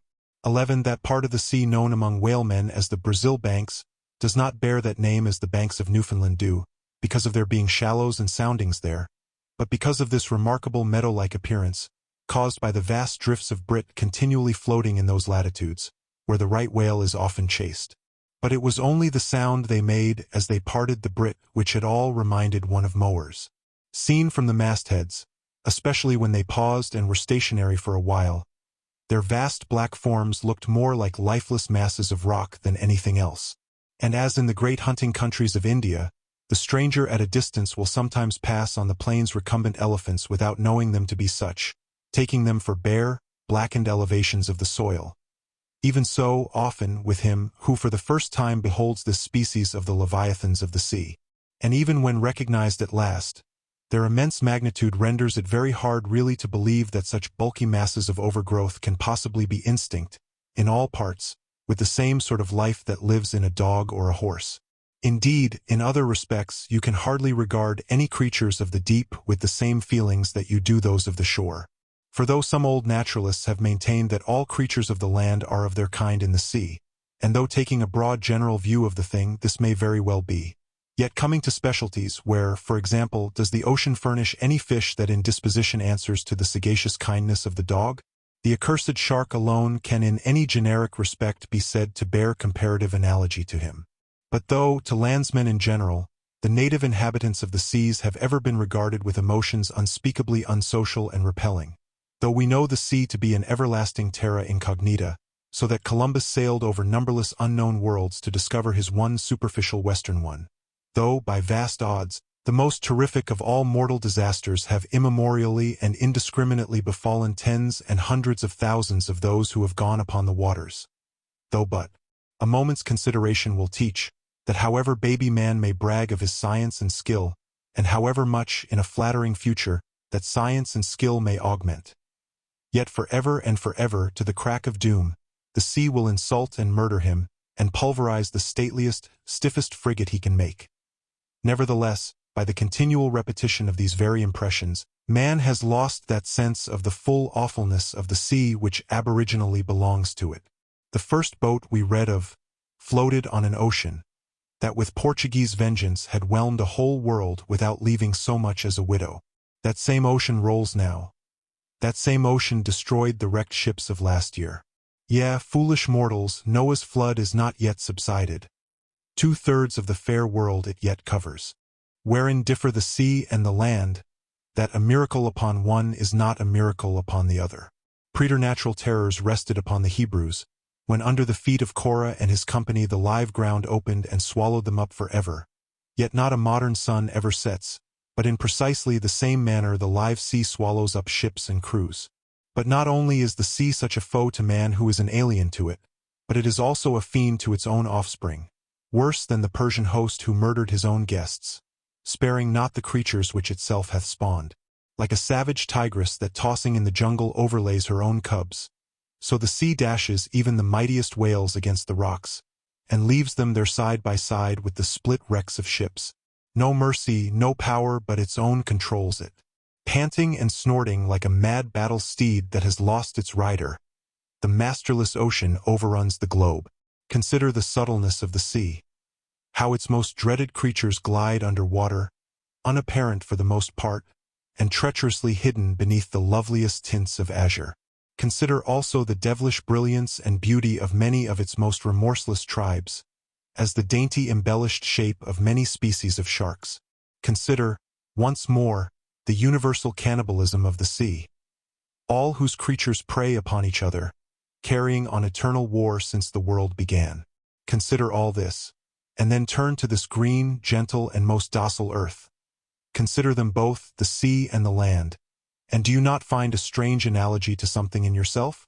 For as this appalling ocean surrounds the verdant land, so in the soul of man there lies one insular Tahiti, full of peace and joy, but encompassed by all the horrors of the half-known life. God keep thee, push not off from that isle, thou canst never return. Chapter 59. Squid.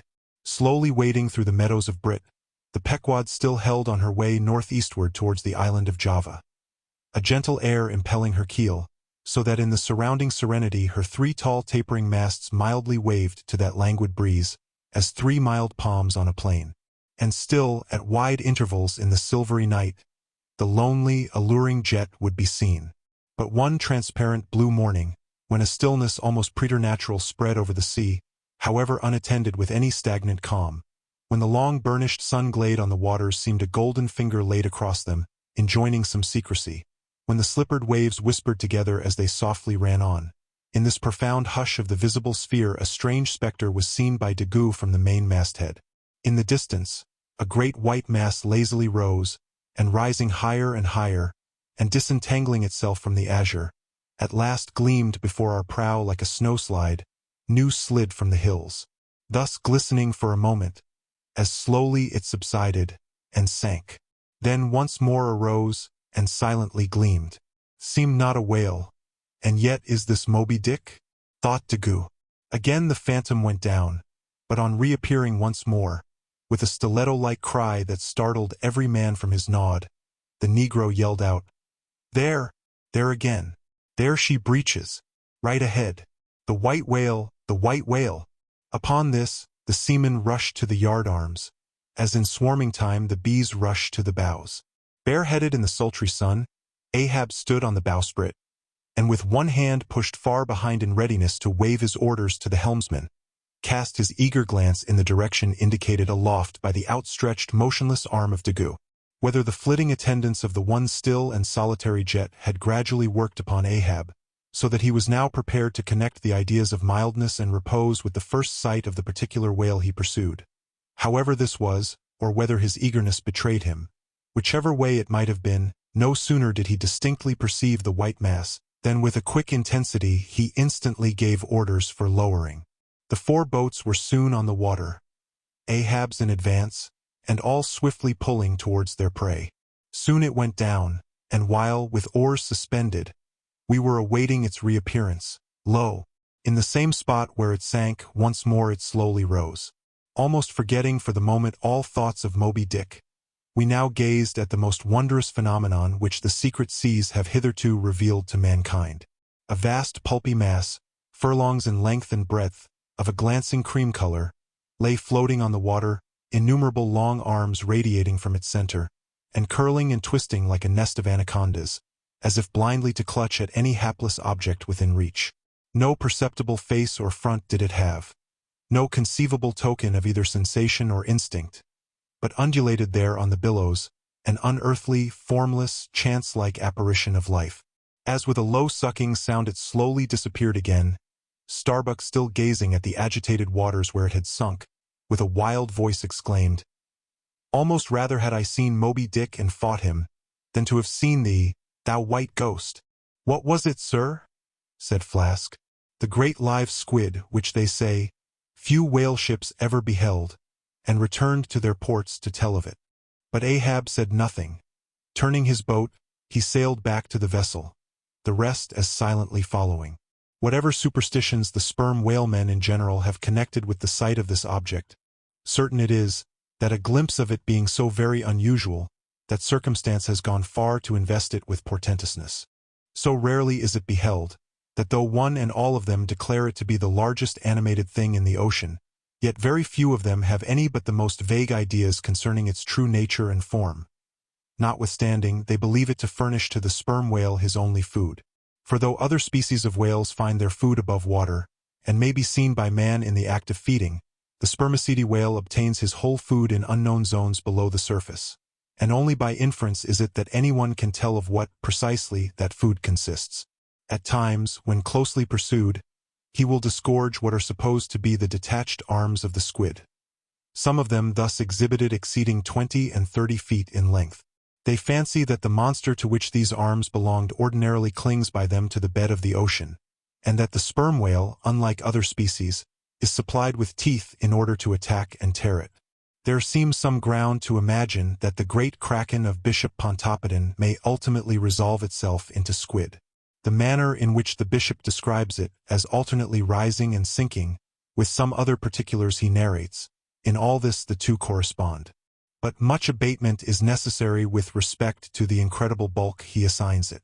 By some naturalists who have vaguely heard rumors of the mysterious creature, here spoken of, it is included among the class of cuttlefish, to which, indeed, in certain external respects it would seem to belong, but only as the anak of the tribe.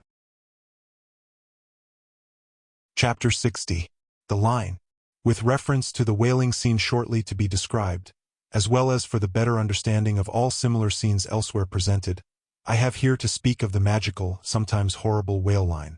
The line originally used in the fishery was of the best hemp, slightly vapored with tar, not impregnated with it, as in the case of ordinary ropes.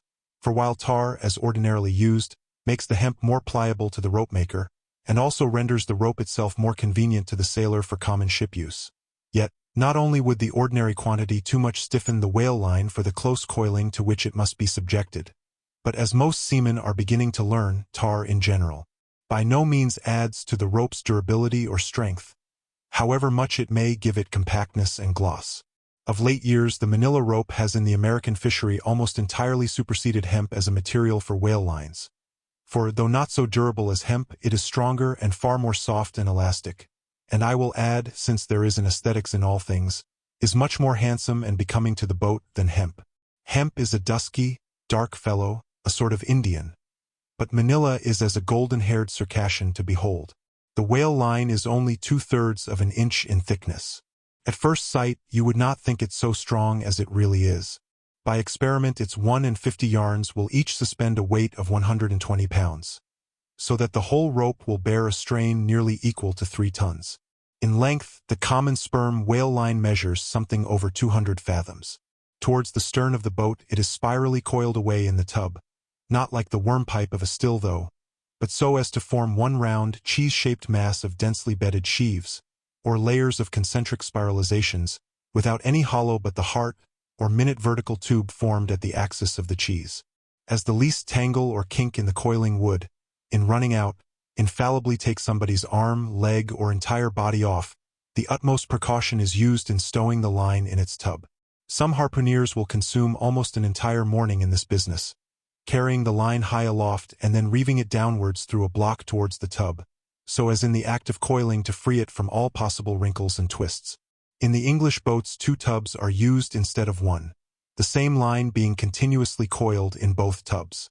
There is some advantage in this, because these twin tubs being so small they fit more readily into the boat and do not strain it so much, whereas the American tub, nearly 3 feet in diameter and of proportionate depth, makes a rather bulky freight for a craft whose planks are but 1/2 inch in thickness. For the bottom of the whaleboat is like critical ice, which will bear up a considerable distributed weight, but not very much of a concentrated one. When the painted canvas cover is clapped on the American line tub, the boat looks as if it were pulling off with a prodigious great wedding cake to present to the whales. Both ends of the line are exposed, the lower end terminating in an ice splice or loop coming up from the bottom against the side of the tub, and hanging over its edge completely disengaged from everything. This arrangement of the lower end is necessary on 2 accounts. First, in order to facilitate the fastening to it of an additional line from a neighboring boat, in case the stricken whale should sound so deep as to threaten to carry off the entire line originally attached to the harpoon. In these instances, the whale of course is shifted like a mug of ale, as it were, from the one boat to the other, though the first boat always hovers at hand to assist its consort.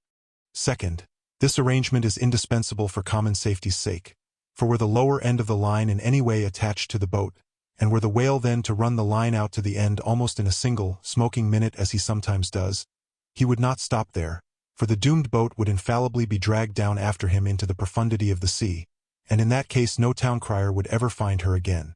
Before lowering the boat for the chase, the upper end of the line is taken aft from the tub, and passing round the loggerhead there, is again carried forward the entire length of the boat, resting crosswise upon the loom or handle of every man's oar, so that it jogs against his wrist in rowing, and also passing between the men as they alternately sit at the opposite gunwales, to the leaded chocks or grooves in the extreme pointed prow of the boat, where a wooden pin or skewer the size of a common quill prevents it from slipping out.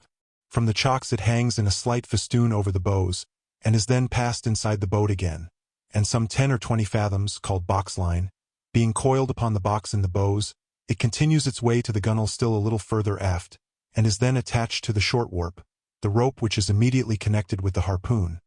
But previous to that connection, the short warp goes through sundry mystifications too tedious to detail. Thus the whale line folds the whole boat in its complicated coils, twisting and writhing around it in almost every direction.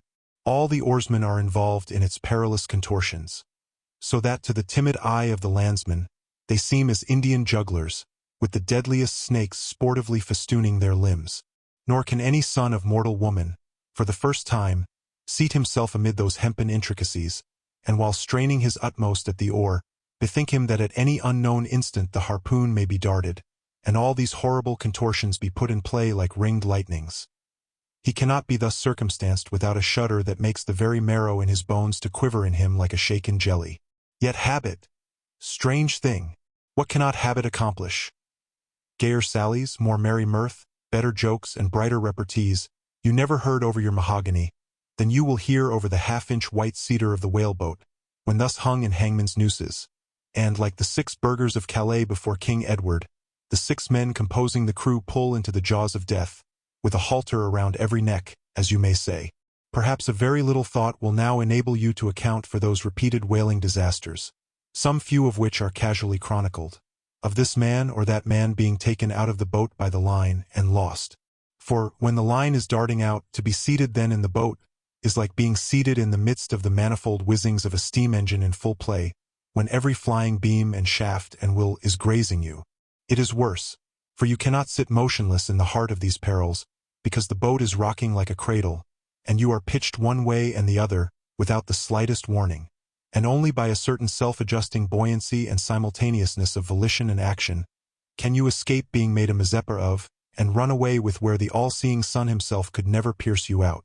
Again, as the profound calm which only apparently precedes and prophesies of the storm, is perhaps more awful than the storm itself.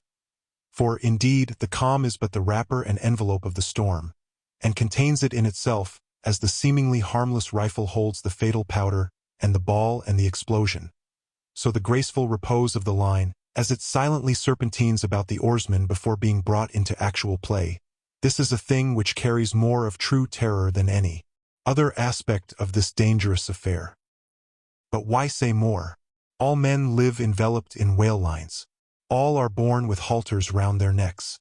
But it is only when caught in the swift, sudden turn of death that mortals realize the silent, subtle, ever-present perils of life. And if you be a philosopher, though seated in the whaleboat, you would not at heart feel one whit more of terror than though seated before your evening fire with a poker, and not a harpoon by your side.